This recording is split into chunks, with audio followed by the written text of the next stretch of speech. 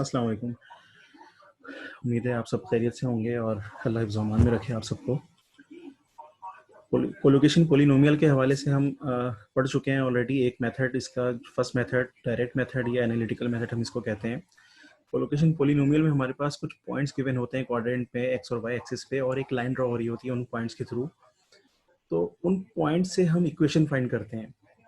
कुछ क्वेश्चंस आप पहले कर चुके हैं जो कि हमारे पास इक्वेशन गिवन होती है और हम पॉइंट्स फाइंड करते हैं, बट यहाँ पर कोलोकेशन पोलिनोमियल में हमारे पास पॉइंट्स गिवन होते हैं और हम इक्वेशन ड्राइव करते हैं, ताकि उस सीक्वेंस को देखते हुए अगर हमें आइंदा कोई आगे कोई एक्सपेक्टेड पॉइंट ड्रॉ करना हो, लाइन को मज़ीद आगे बढ़ाना हो, तो वो एक्सपेक्टेड पॉइंट्स क्या होंगे, इसके लिए हम इक्वेशन फाइंड करते हैं।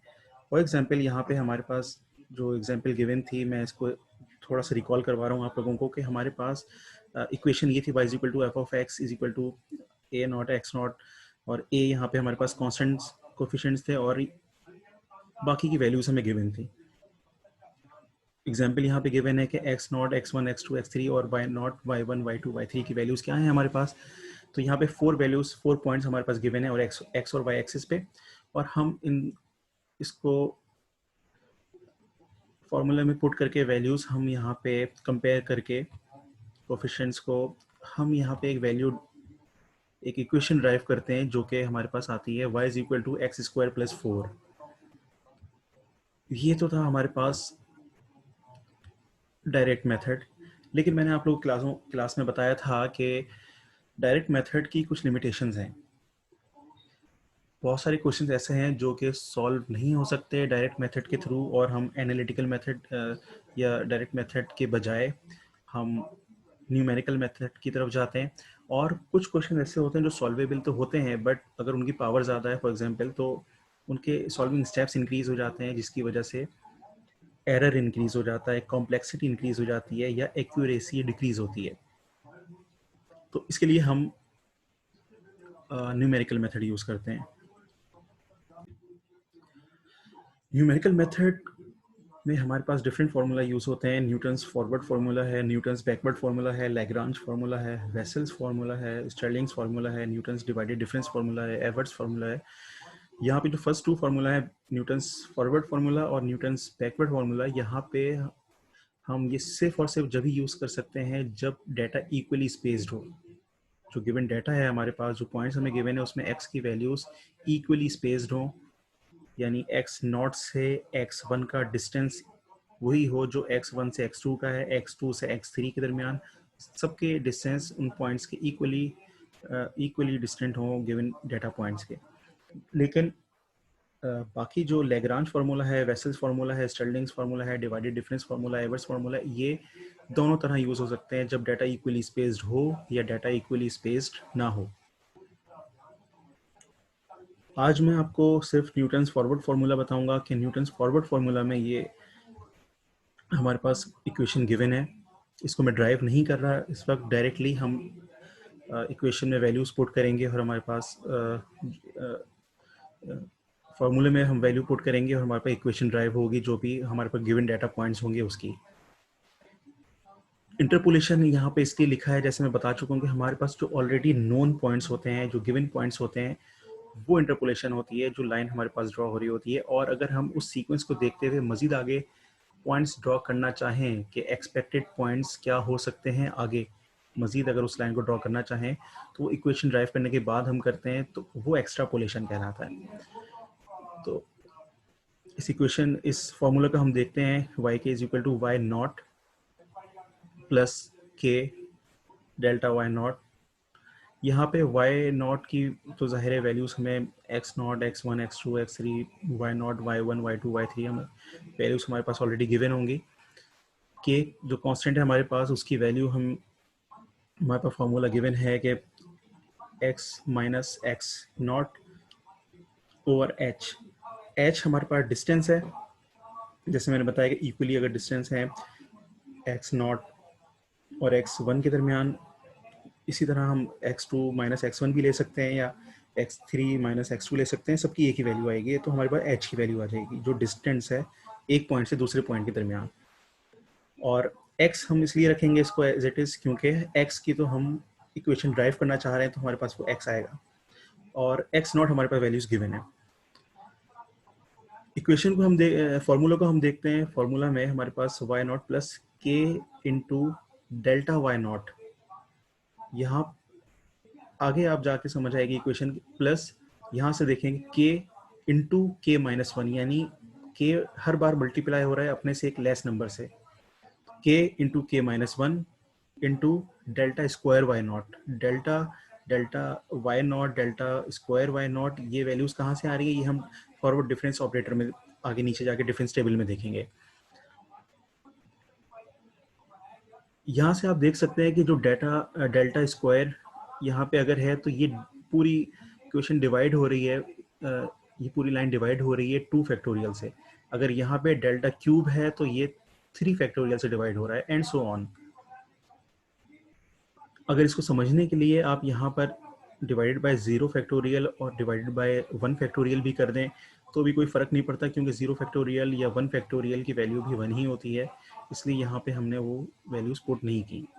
इस थर्ड नंबर से हमने वैल्यूज़ पुट करना शुरू किए हैं, यानी कि k into k minus one into delta square y naught over 2 factorial plus k into k minus one, आगे एक और ऐड हो जाएगा, into k minus two delta cube y naught over 3 factorial and so on. और ये जाएगा up to n तक।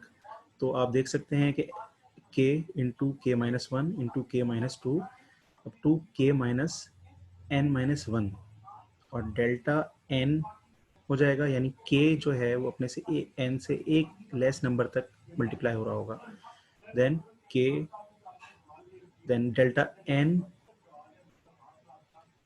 y naught over n factorial. हम इस इक्वेशन को वहीं तक लिखेंगे जहां तक हमारे पास डाटा गिवन होगा। फॉर एग्जांपल हमारे पास अगर डाटा जो गिवन है, गिवन पॉइंट्स हैं वो 4 हैं, तो हम उसको y क्यूब तक ही डेल्टा क्यूब y नॉट तक ही लिख सकते हैं। यहाँ पे हम डिफरेंस टेबल देखते हैं कि हमारे पास वैल्यूज गिवन है, हमारे पास हमारे पास x not x1 x2 x3 x4, y not y1 y2 y3 y4। यहाँ पे आप डिफरेंस देख सकते हैं कि जब हमारे पास डेल्टा y हमें अगर डेल्टा y की हमें वैल्यू निकालनी हो तो ये डिफरेंस होगा, यानी y1 minus y naught equal to delta y naught आएगा, इसलिए ये इन दोनों के दरमियान लिखा हुआ है। आप देख सकते हैं y2 माइनस y1 अगर हम करेंगे, इनका डिफरेंस लेंगे तो ये हमारे पास डेल्टा y1 आएगा। y3 minus y2 is equal to delta y2, y4 minus y3, तो डेल्टा y3 की वैल्यू हमारे पास आएगी जब हम इन दोनों का डिफरेंस लेंगे, यानी delta y1 minus delta y not, तो हमारे पास वैल्यू आएगी डेल्टा स्क्वायर y नॉट की। Similarly delta y2 minus delta y1 हम लेंगे तो हमारे पास वैल्यू आएगी delta square y1। Similarly delta y3 minus delta y2 की जब हम वैल्यू लेंगे तो हमारे पास जो आंसर होगा वो होगा डेल्टा स्क्वायर y2। जब हम इन दोनों का डिफरेंस लेंगे, यानी delta square y1 minus delta square y not, तो हमारे पास वैल्यू आएगी डेल्टा क्यूब y नॉट की, एंड सो ऑन। हम एक एग्जांपल देखते हैं। डेल्टा हमारे पास फॉरवर्ड डिफरेंस ऑपरेटर भी कहलाता है। एग्जांपल के तौर पे हम देखते हैं, यहाँ पे हमारे पास ये वैल्यूज गिवन है x not x1 x2 x3 y not y1 y2 y3 की। तो हम y1 माइनस y नॉट करेंगे, यानी 4 माइनस 5, तो ये हमारे पास वैल्यू होगी डेल्टा y नॉट की। 5 माइनस 4 यानी y2 माइनस y1, ये हमारे पास वैल्यू होगी डेल्टा y1 की। और delta y3 minus delta y2, ये हमारी वैल्यू होगी डेल्टा y2 की। तो हम delta y1 minus delta y not करेंगे तो हमारे पास आंसर आएगा डेल्टा स्क्वायर y नॉट का। तो हम delta y2 minus delta y1 करेंगे तो हमारे पास आंसर आएगा डेल्टा स्क्वायर y1 का। और जब हम इनका डिफरेंस लेंगे तो हमारे पास आंसर आएगा डेल्टा क्यूब y नॉट का। h की वैल्यू हमें फाइंड करनी है। h की वैल्यू आप देख सकते हैं, x1 माइनस x नॉट हम करेंगे तो आंसर आता है हमारे पास 1, यानी 0 -1, 0 -1, तो अगर डायरेक्टली हम लिखें +1 हो जाता है। k की वैल्यू हमें निकालनी हो तो x नॉट हमारे पास ऑलरेडी -1 था, इंटू -1 हम करेंगे तो ये वैल्यू पॉजिटिव हो जाएगी, डिवाइड बाय h की वैल्यू हमारे पास ऑलरेडी हम निकाल चुके हैं, 1 है हमारे पास, तो ये हमारे पास k की वैल्यू आएगी k is equal to x plus 1। ये वैल्यूज हमारे पास रिक्वायर्ड थी, हमारे पास डेल्टा आ चुका है, वाई नॉट की वैल्यू गिवन है 5 हमारे पास, डेल्टा वाई नॉट की वैल्यू गिवन है, डेल्टा स्क्वायर वाई नॉट की वैल्यू गिवन है, हम निकाल चुके हैं, और डेल्टा क्यूब वाई नॉट की हम वैल्यू निकाल चुके हैं। तो हम इसको सिंपली फार्मूला में पुट करेंगे, न्यूटन्स फॉरवर्ड फार्मूला में। तो हमारे पास वैल्यूज पुट करने के बाद कुछ इस तरह से बन रहा होगा। इसको मज़ीद सॉल्व करेंगे तो हमारे पास ये इक्वेशन निकल के आती है y is equal to x square plus 4। ये वैल्यू है हमारे पास न्यूमेरिकल मेथड के थ्रू, जो कि हमने न्यूटन्स फॉरवर्ड फार्मूला के थ्रू ड्राइव की है। इसी से रिलेटेड जो एग्जांपल हमने सॉल्व किए, इसी से रिलेटेड बिल्कुल सिंपल किस्म के क्वेश्चंस होंगे जो कि मैं आपको मज़ीद असाइनमेंट में दूंगा। यहाँ पे आप देख सकते हैं कि जब हमारे पास 4 वैल्यूज़ गिवन थी तो हमने उसको 4 तक ही रखा, डेल्टा क्यूब तक ही रखा, डेल्टा 4 वाई तक हम नहीं गए, क्योंकि हमें उससे आगे जाने की ज़रूरत नहीं थी, क्योंकि हमारे पास जितने डेटा गिवन पॉइंट्स थे वहीं तक हमने उस इक्वेशन को कंटिन्यू रखा। इसके अलावा मैं आपको बता दूं कि जो मैं आपको पहले ऑलरेडी पढ़ा चुका हूं, तो उसमें न्यूमेरिकल मेथड्स की जो टाइप हमने अभी रिवाइज की हैं और एक नई टाइप पढ़ी है, ये मैं पढ़ा चुका हूं आपको। इसके अलावा 2 काइंड ऑफ कॉन्स्टेंट्स का मैंने जिक्र किया था, जो कि जस्ट थ्योरी हमारी थी स्टार्टिंग में, फिक्स कॉन्स्टेंट्स और आर्बिट्रेरी कॉन्स्टेंट्स के बारे में। उसके बाद मैंने 2 टाइप ऑफ डिफरेंशियल इक्वेशंस का जिक्र किया था, और उसके बारे में आपको बताया था कि ऑर्डिनरी, पार्शियल, ऑर्डिनरी एक तो डिफरेंशियल इक्वेशन होती है और एक पार्शियल डिफरेंशियल इक्वेशन होती है। टू मजीद टाइप मैंने आपको बताई थी कि इनिशियल वैल्यू प्रॉब्लम के बारे में और बाउंड्री वैल्यू प्रॉब्लम के बारे में। 3 टाइप ऑफ इक्वेशंस का मैंने जिक्र किया था, एल्जेब्रिक इक्वेशंस, ट्रांसेंडेंटल इक्वेशन और डिफरेंशियल इक्वेशन, ये सब थ्योरी थी। ट्रांसेंडेंटल इक्वेशन में मैंने आपको ट्रांसफॉर्मेशन और मैक्लॉरिन सीरीज के बारे में बताया था, एरर के बारे में पढ़ाया था, सोर्सेज ऑफ एरर मैंने आपको बताई थी कि round off error, analytical error और truncation error and input error. इससे रिलेटेड मैं कुछ आपको थ्योरी में ही जो चीज़ें आप पढ़ चुके हैं ये, और first method and second method, इससे हवाले से मैं कुछ असाइनमेंट्स आपको दूंगा, कुछ वो आपने सॉल्व करनी होंगी। बाकी इंशाल्लाह आगे इंस्ट्रक्शन में आपको उसके आपको बता दूंगा। तब तक के लिए अल्लाह हाफ़िज़।